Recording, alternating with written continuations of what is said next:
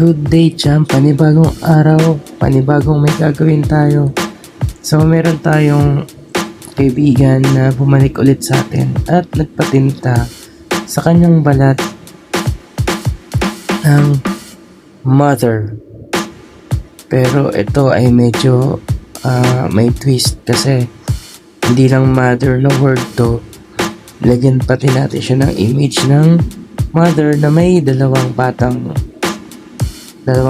hawak niya yung dalawang bata.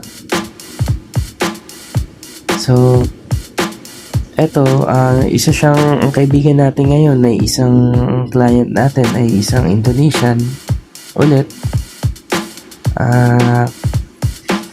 Nagugustuhan naman nila yung ating gawa.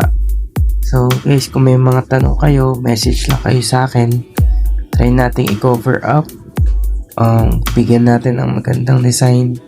At gawin natin yung gagawin ko yung makaya ko para may bigay ko yung magandang design para sa inyo. So after ilang minuto, ito na yung nagawa natin tato para sa kanya.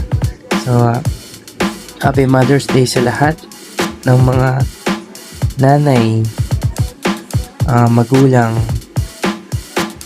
na nagsisikap para sa kanilang pamilya. So yun lang, salamat.